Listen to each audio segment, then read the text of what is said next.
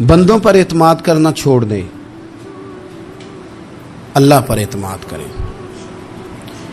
ایک اعتماد ہے اللہ کے نیک بندوں کا، دعاؤں کا اعتماد، نسبتوں کا اعتماد، اس کی بات نہیں کر رہا میں، دنیا داروں، سیٹھوں، نوابوں، جاگیرداروں پر اعتماد کی بات کر رہا ہوں۔ اعتماد خلق چھوڑ دیں، اعتماد خالق کریں۔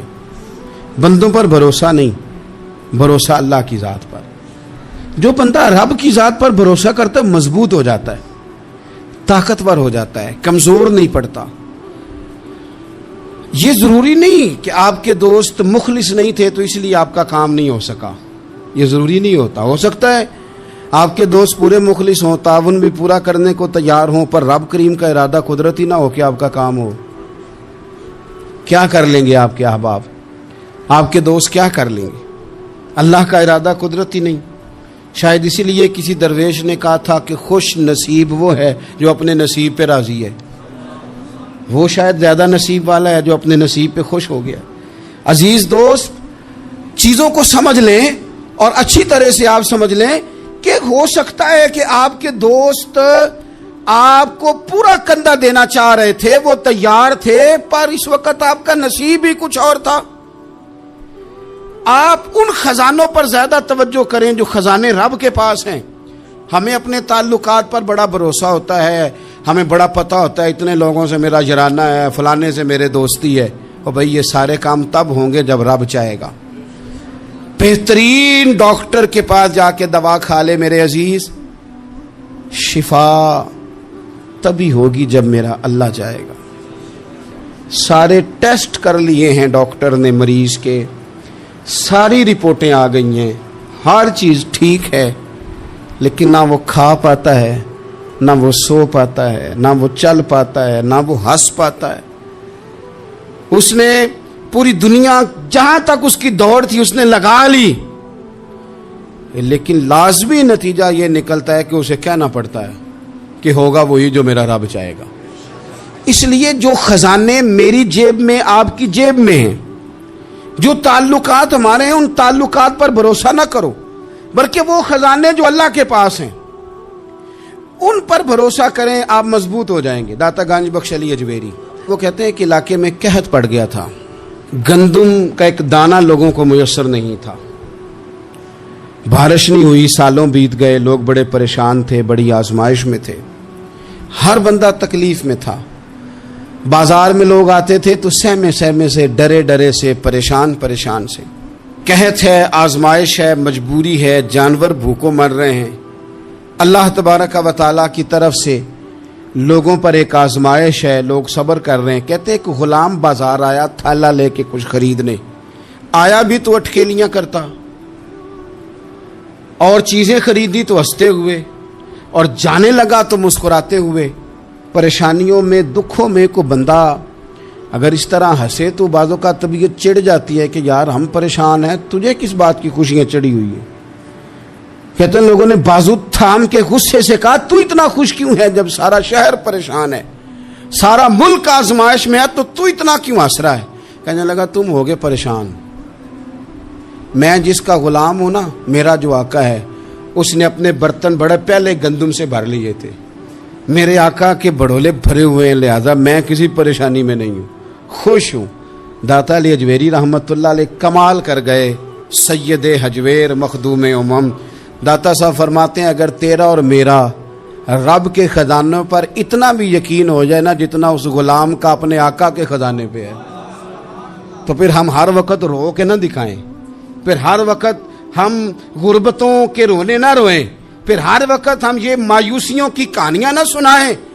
لوگ اگر کہیں کہ بڑے دکھ ہیں، بڑی آزمائش ہے، بڑی پریشانی ہے، دنیا بڑی تکلیف میں، بیماریاں آ گئیں، آفتیں آ گئیں، تو بندہ مومن ہنس کے کہتا ہے تم پریشان ہوگے، ہم تو جس رب کے ماننے والے ہیں اس کے خزانے بھرے ہوئے ہیں، اور ہمارا رب عطا کرتا ہے تو پھر اپنے کرم سے اس طرح عطا کرتا ہے کہ وَيَرْزُقْهُ مِنْ حَيْثُ لَا يَحْتَسِبُ۔ وہ کہتے ہیں میں اتنا دوں گا اور وہاں سے دوں گا کہ تجھے خبر بھی نہیں ہوگی، میں تجھے وہاں سے دوں گا کہ تو نے کبھی سوچا بھی نہیں ہوگا۔ آپ اگر چاہتے ہیں کہ زندگی سکون میں آ جائے، سکون میں، تو لوگوں کی جیبوں پہ نظر چھوڑ دیں، رب کے خزانوں پہ نگاہ جمائیں۔ اتنا نوازتا ہے، اتنا نوازتا ہے، اتنا نوازتا ہے کہ انسان حیران ہو جاتا ہے کہ مجھے اتنا بھی مل سکتا ہے۔ انسان طاقتور ہو جاتا ہے جب وہ سمجھتا ہے کہ سارا کچھ میرے رب کے دست قدرت میں۔ پھر وہ کوئی تخریب نہیں کرتا، کوئی غلط رستہ اختیار نہیں کرتا، کوئی چور دروازہ اختیار نہیں کرتا، بلکہ وہ اپنے رب کی رضا پہ راضی رہنے کا عادی ہو جاتا ہے۔ اب اللہ تبارک و تعالیٰ نے ایک قانون بنایا ہے، اور قانون ہمیں رب کریم نے اس طرح سمجھایا ہے کہ یہ ضروری نہیں ہے کہ جو تم طلب کر رہے ہو یا جو تم چاہ رہے ہو وہی ہو، اور وہ ہو تو وہ تمہارے حق میں بہتر بھی ہو۔ کوئی ضروری ہے کہ جو ہم چاہ رہے ہوں وہ بالکل ٹھیک ہی ہو اور وہ ہمیں مل ہی جائے؟ یہ کوئی ضروری ہے؟ کبھی بھی اپنی زندگی میں اس طرح کی تڑپ نہ پیدا کریں، ورنہ آپ بے چین ہو جائیں گے۔ آپ کی زبان پر کئی شکوے آئیں گے، کئی شکایتیں آئیں گی، آپ بہت ساری جگہوں پہ نافرمانی والے جملے بول دیں گے معاذ اللہ۔ بس رب جو فیصلہ کرے اس پہ راضی رہنا سیکھیں۔ فرما کل نفس ذائقۃ الموت، ہر جان نے موت کا ذائقہ چکھنا ہے۔ یہ پہلے یہ جملہ کہا، اور اسی سے ملتا جلتا جملہ آخر میں کہا، اور درمیان میں کیا کہا؟ فرمایا کل نفس ذائقۃ الموت، ہر جان نے موت کا ذائقہ چکھنا ہے۔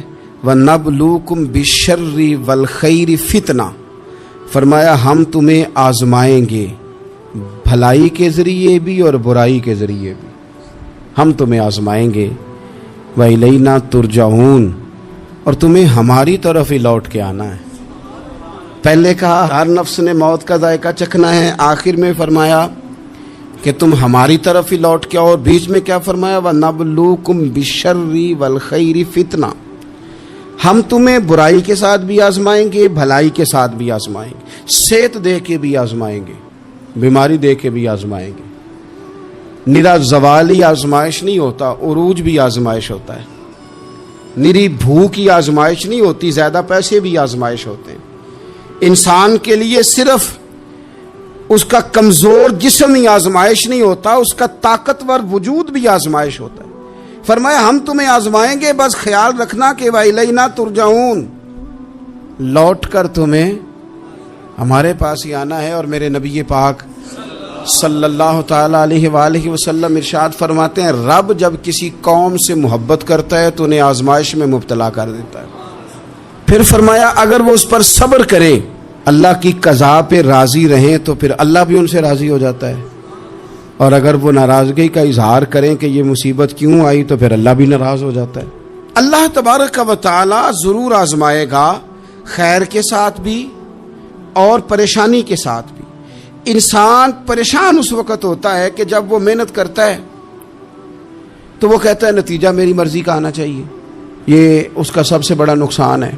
آپ رزلٹ کبھی اپنی مرضی کا نہ مانگیں، یہ دعوی ٹھیک نہیں۔ بہت سارے لوگوں کو جانتا ہوں جو کہتے ہیں میں بندہ بھی ٹھیک ہوں بھی دیانتدار، محنت بھی بڑی کرتا ہوں، توجہ بھی میری پوری ہے، پر پھر بھی معاملہ صحیح کیوں نہیں ہوتے؟ تو میں کہتا ہوں پہلی باتیں ساری ٹھیک تھی، آخری والی غلط ہے۔ اس لیے کہ محنت آپ کریں ساری، پر بندے نے رہنا تو بندہ ہی ہے نا۔ ساری محنت کر کے آپ کبھی اس نقطے کو سمجھ جائیں نا کہ 950 سال نبیوں نے تبلیغ کی، ہزار سال انبیاء نے تبلیغ کی، انبیاء نے، رب کے تربیت یافتہ لوگوں نے تبلیغ کی، 2 لوگوں نے کلمہ پڑھا، 4 لوگوں نے کلمہ پڑھا، لیکن میں آپ کو دیانتداری سے بتاتا ہوں کہ وہ کامیاب ہو کے گئے دنیا سے۔ انبیاء کامیاب ہوئے، کیوں؟ اس لیے کہ رب نے انہیں کہا تھا جا کے پیغام دینا ہے، یہ نہیں کہا تھا کہ بندوں کا بدلنا بھی ضروری ہے۔ ہمارے بچے پتہ کیا کرتے ہیں؟ وہ فٹافٹ نہ پریشان ہو جاتے ہیں۔ نبیوں کے ذمہ تبلیغ کرنا ہے، یہ ان کا ذمہ نہیں کہ لوگ ضروری کلمہ پڑھیں۔ ہدایت تو رب کریم کے دستے قدرت میں۔ انبیاء خلوص سے، للہیت سے جدوجہد کرتے رہے، لیکن انہوں نے یہ نہیں کہا کہ مالک اتنی محنت کی ہے بندے ٹھیک ہی نہیں ہوتے، یہ نہیں کہا انہوں نے، اس لیے کہ جو ان کی ڈیوٹی تھی انہوں نے ڈیوٹی صحیح کی۔ ہم نے اپنی ڈیوٹی کرنی ہے. پریشان اس وقت ہوتے ہیں جب نتیجہ اپنی مرضی کا مانگتے ہیں. نتیجہ نہ اپنی مرضی کا مانگے, رزلٹ نہ اپنی مرضی کا مانگے. وہ جناب پیر صاحب میں فلانا وظیفہ بھی پڑھتا ہوں, فلانا وظیفہ بھی پڑھتا ہوں, فلانا وظیفہ بھی پڑھتا ہوں, دل نہیں صاف ہوتا. تو میں نے کہا یہ تو اللہ نہیں کر رہے ہیں. آپ ڈیوٹی کریں, آپ کام کریں جو آپ کے ذمے لگایا گیا ہے, اس میں وہ قضا نہ کریں آپ. باقی اللہ تعالیٰ کرم نوازی فرمائے گا. دیکھیں ایک بادشاہ تھا, اس کی سلطنت میں نا وہ قوم بنانا چاہتا تھا. ہمارے بادشاہ, ہمارے حکمران قومیں نہیں بناتے, لوگوں کو اپنے حق میں قائل کرتے ہیں. اس لیے کبھی بھی ہمارے ملک میں قومی سوچیں عام نہیں کی جاتی, ذاتی سوچیں عام کی جاتی ہیں. ملی باتیں نہیں کی جاتی, ذاتی باتیں کی جاتی ہیں. وہ چاہتا تھا کہ میری قوم بن جائے. اس کا ایک ہیرا سلطنت میں سے گم ہو گیا, تو اس نے اعلان کیا, اس نے کہا کہ جو بندہ ہیرا تلاش کر کے لائے گا اسے انعام دوں گا. ساری قوم نکل کھڑی ہوئی ہیرا تلاش کرنے پر. ادھر بھی لوگ گئے, ادھر بھی لوگ گئے, خشکیوں میں, دریاؤں میں, جہاں جہاں جس کی پہنچ تھی, جنگلوں میں, وادیوں میں, گھروں میں, بستیوں میں لوگوں نے ڈھونڈا. ساری قوم ایک ہیرا تلاش کر رہی ہے. بالآخر سب لوگ جمع ہو گئے ایک میدان میں. ایک بندہ اوپر چڑھا بادشاہ کے پاس, وہ اونچی جگہ پہ کھڑا تھا. اس نے کہا جناب یہ ہیرا مل گیا ہے. اب جب ایک کو ہیرا مل گیا تو باقیوں کے چہرے اتر گئے کہ یہ کامیاب ہوا, ہم ناکام ہوئے. بادشاہ چونکہ ان کی تربیت کے لیے یہ کام کر رہا تھا, اس نے کہا تمہارا کیا خیال ہے کہ اس ہیرے کے بغیر میرا گزارا نہیں تھا, کہ تمہارا کیا خیال ہے کہ ہیرا میری سلطنت سے نکل گیا تو مجھے زوال آ جائے گا. اس نے کہا یہ تو ایک ہیرا ہے. اٹھا کے پھینکا, دیوار کے ساتھ لگا, ہیرا ٹوٹ گیا. اس نے لوگوں سے کہا تمہارے چہرے اترے ہوئے ہیں, میں تمہیں ایک بات سمجھانا چاہتا ہوں, ہیرا ایک ہی تھا, ایک ہی بندے کو ملنا تھا. میں نے انعام کا اعلان تو یہ کیا تھا نا کہ جو ہیرا ڈھونڈ کے لائے گا اسے انعام دوں گا, لیکن اب میں تمہیں بتاتا ہوں کہ میں تم سب کو انعام دوں گا. اس لیے کہ ہیرا ایک تھا, ملنا ایک کو ہی تھا, سب کو مل سکتا نہیں. لیکن انعام اس لیے سب کو دوں گا کہ ہیرا ڈھونڈنے پر انعام نہیں دے رہا, میں کوشش کرنے پہ انعام دے رہا ہوں. کہ تم نے کوشش تو کی, تم نکلے تو صحیح, جدوجہد تو کی. کچھ لوگ کہتے ہیں کہ ہمیں ہیرا مل بھی جائے. او خدا کے بندے, ہیرا ایک ہے.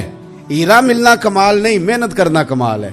ہم نہ تیار نہیں ہوتے. اللہ فرماتے ہیں میں نے آزمانا ہے, میں نے آزمانا ہے. تم نے سفر جاری رکھنا ہے, لیکن یہ ضرور یاد رکھنا کہ وَإِلَيْنَا تُرْجَعُونَ, لوٹ کے تمہیں میرے پاس ہی آنا ہے, تم نے لوٹ کے ادھر آنا ہے. اس بات کو ذہن میں رکھنا. حضرت عبداللہ بن عباس رضی اللہ تعالیٰ عنہ اس حدیث کے راوی ہیں. المعجم الکبیر کی یہ حدیث ہے. اللہ کے پیارے رسول صلی اللہ تعالیٰ علیہ وسلم ارشاد فرماتے ہیں کہ جس بندے کو 4 چیزیں مل گئی نا, اسے اللہ تعالیٰ نے دنیا اور آخرت کی بھلائیاں عطا فرما دی. 4 چیزیں جس شخص کو نصیب ہو گئی. یا رسول اللہ کون سی؟ حضور فرماتے ہیں جس کو شکر کرنے والا دل مل گیا, اور کریم محبوب فرماتے ہیں جسے اللہ تعالیٰ کا ذکر کرنے والی زبان مل گئی, اور حضور فرماتے ہیں جسے مصیبت پر صبر کرنے والا بدن مل گیا, اور جسے ایسی بیوی مل گئی جو نہ اس کے مال میں خیانت کرے گی, نہ اس کی عزت میں خیانت کرے گی. جسے یہ 4 چیزیں مل گئیں وہ خوش نصیب ہے.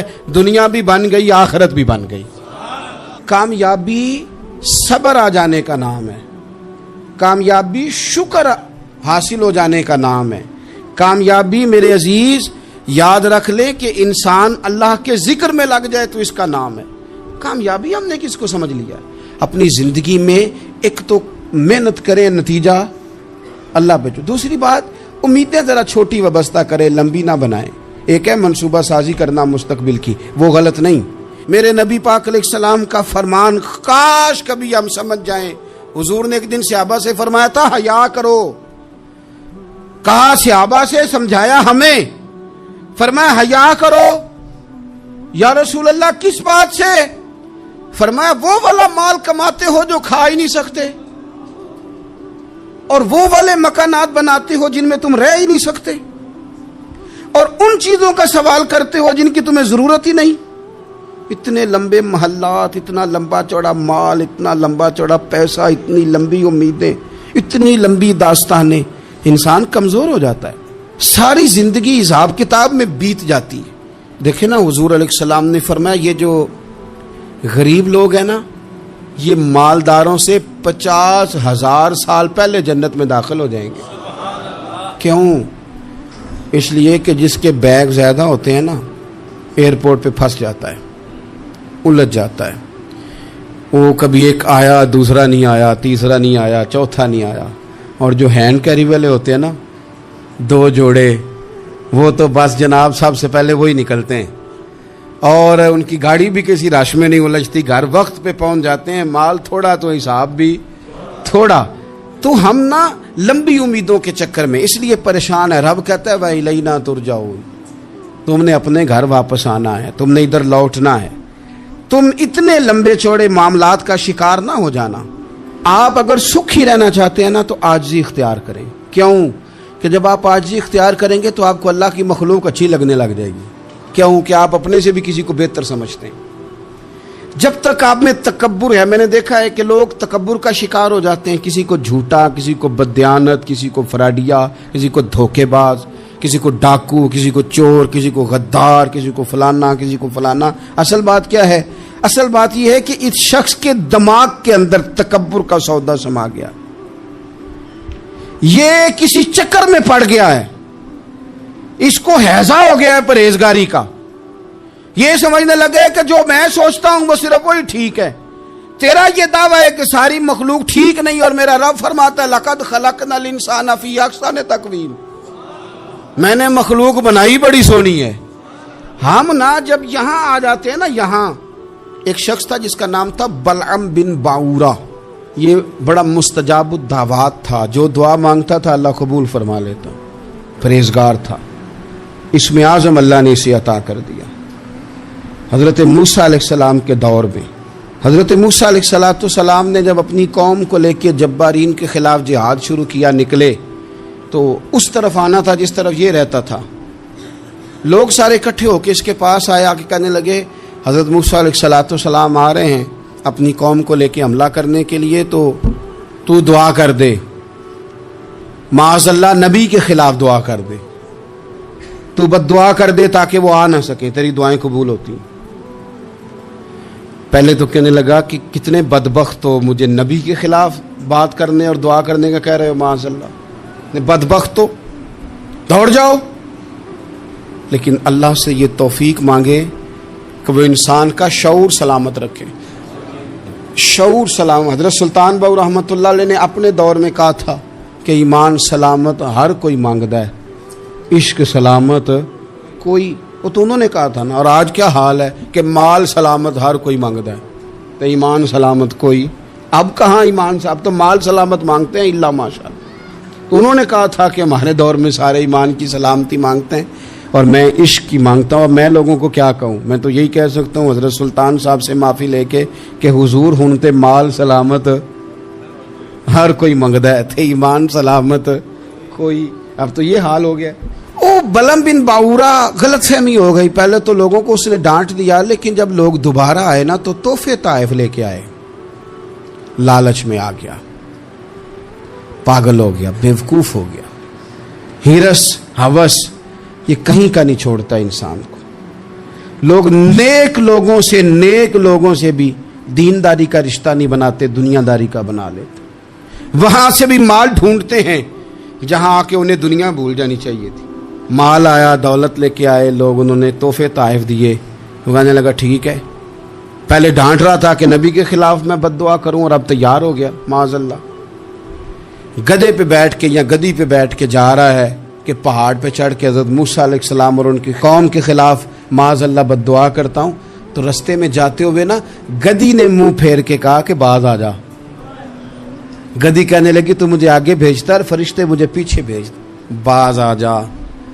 بڑے لوگ کانوں میں اذانیں پڑھتے ہیں کہ سیانا ہو جا، سیانا ہو جا، لیکن جب کسی پر بدبختی غالب آتی ہے تو پھر وہ سمجھدار ہونے کو تیار نہیں ہو۔ اللہ تعالیٰ اپنی خفیہ تدبیر سے ہمیں محفوظ فرمائے۔ اللہ تعالیٰ ہمارے حق میں جب بھی فیصلہ کرے تو رحمت والا کرے، کرم والا کرے، آسانی والا کرے۔ چڑھ گیا پہاڑ پہ، اور پہاڑ پہ چڑھ کے جب اس نے ہاتھ اٹھائے، وہ لوگ جو بد دعا کرانے والے تھے وہ ساتھ ہی تھے، تو اپنے منہ سے لفظ نکالتا ہے حضرت موسیٰ کے خلاف، معاذ اللہ، لیکن وہ لفظ اپنی قوم کے خلاف نکلتے ہیں. وہ ان کے خلاف بد دعا کرنے چلا تھا تو چونکہ ہر چیز اللہ کے دستے قدرت میں ہے نا، تو زبان سے نکالتا کچھ ہے، نکلتا کچھ اور ہے. پھر وہ وقت بھی آیا کہ زبان لٹک گئی، سینے پہ آ گئی، عذاب آ گیا اللہ کا، تباہ ہو گیا اپنی قوم سمیت. اپنی زندگی میں یاد رکھ لے اچھی طرح، ہرس، ہوس، تکبر، غرور، وہ کسی چیز کا بھی ہو، وہ انسان کو لے ڈوبتا ہے. اگر آپ زمین پہ کھڑے رہ کے لوگوں کو دیکھیں گے تو کچھ لوگ اگر آپ کو اپنے برابر نظر آئیں گے نا قد میں، تو کچھ انشاءاللہ بڑے بھی نظر آئیں گے. ہم نے لسٹیں بنا لی ہیں کہ کون کون کتنا غلط ہے. ہم نے ہر ایک کے بارے میں 2-4 باتیں یاد کر لی ہیں، فلانا اتنا خراب ہے، فلانا اتنا اور فلانا اتنا. اس کا نقصان یہ ہوا ہے کہ اللہ کی خوبصورت مخلوق، خوبصورت رنگوں میں ہم نے حالات خراب کر لیے ہیں. اگر ہم چاہتے ہیں کہ ہمارا دل سکون میں آئے، قرار میں آئے، تو زندگی عاجزی والی، انکساری والی، اللہ تبارک و تعالیٰ کی بات. میں اکثر کہتا ہوں کہ نبی پاک صلی اللہ تعالیٰ علیہ وآلہ وسلم نے کتنی شانیں بیان کی، حضرت عمر فاروق کتنی عظمتیں حضور نے ان کی بیان کی. جب ان کا وصال ہونے لگا نا، ان کو زخم لگا تو لوگ ان کی تعریفیں کرنے لگے. اب ان کو بھی پتہ تھا کہ میری عظمت میں حضور نے کیا کچھ بیان کیا ہے. لوگ ان کی تعریف کرنے لگے، امیر المومنین آپ کو یہ کمال حاصل ہے. تو حضرت عمر فرمانے لگے دعا کرو بس میری نیکی اور بدیاں برابر برابر ہو جائیں، نیکیاں اور بدیاں برابر ہو جائیں. میں کسی درجے کا خواہش مند نہیں، بس یہ چاہتا ہوں کہ یہ عاجزی کا حسن دیکھیں، انکساری کا یہ درجہ دیکھیں. فرماتے ہیں بس یار معافی دے دے نا، وہ معاف کر دے، پھر تو بات بن گئی. میں جلسوں پہ، اجتماعات پہ جاتا ہوں تو ایک رواج بن گیا ہے، لوگ بڑی بڑی قطاروں میں پھول لے کے کھڑے ہو جاتے ہیں اور گاڑیوں میں پھینکتے ہیں. تو میں اپنے سنگیوں سے کہتا ہوں کہ اگر تو قیامت میں بھی ایک پھول مل گیا نا تو پھر تو یہ سارے استقبال کام آ گئے. اور اگر وہاں کھڑا کر لیا گیا نا، صحیح حدیث میں حضور نے فرمایا ہے کہ کچھ سوالوں کے لیے بندے کو محشر کے میدان میں کھڑا کر لیا جائے گا. ان سوالوں میں سے ایک سوال یہ بھی ہوگا کہ بتا اپنے علم پر عمل کتنا کیا تھا. تو میں نے کہا اگر تو روک لیے گئے تو پھر ان پھولوں کا کیا بنے گا، پھر تو آزمائش میں آ جائیں گے. اللہم استرنا بسترک الجمیل استغفر اللہ ربی من کل ذنب واتوب الیہ. اے اللہ، جو غلطیاں یاد ہیں ان سے بھی توبہ کرتے ہیں، جو بھول گئی ہیں ان سے بھی توبہ کرتے ہیں، جو ظاہر ہے ان سے بھی توبہ کرتے ہیں، جو چھپی ہوئی ہیں تیرا اور ہمارا راز ہے ہم ان سے بھی توبہ کرتے ہیں. مالک، جہاں جہاں جس مقام پر جس لحاظ سے عمدن یا سہون بول کر، لہجے سے اور اشارے کنائے سے بھی کہیں کو تیری نافرمانی کر بیٹھے ہیں تو اس سے بھی تیری پناہ میں آتے ہیں. اپنی پناہ میں رکھیو، اپنی پناہ میں ہمیں ایمان کی موت دیجیو اور صبح قیامت اپنے محبوب کی شفاعت ہمارے حق میں قبول فرمائیو.